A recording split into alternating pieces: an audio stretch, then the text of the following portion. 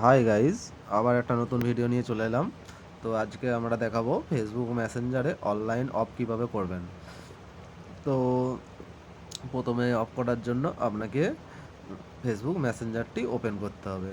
Facebook মেসেঞ্জারটা open করে তারপরে যে মেনু অপশান আছে নিচে, মেনু মেনু অপশানে টিপে এই যে উপরে সেটিংস অপশানে টিপবেন।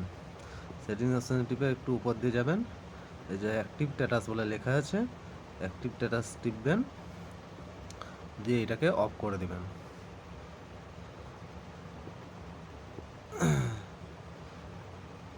অফ করে দিবেন, ব্যাস।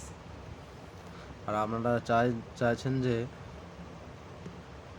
যদি 1 ঘন্টার জন্য অফ করতে চান 1 ঘন্টার জন্য অফ করতে পারেন, 8 ঘন্টার জন্য অফ করতে চান 8 ঘন্টার জন্য অফ করতে পারেন, 8টার সময় অফ করতে চান 8টা থেকে 8টা, এটা করতে পারেন, কাস্টম করতে পারেন। তো আমি আই চেঞ্জ ইটটা করতে চাই, কারণ আমি পরে চেঞ্জ করতে পারবো। তো এই দিয়ে পুশ করে দেবো। এইভাবে আপনারা অফলাইন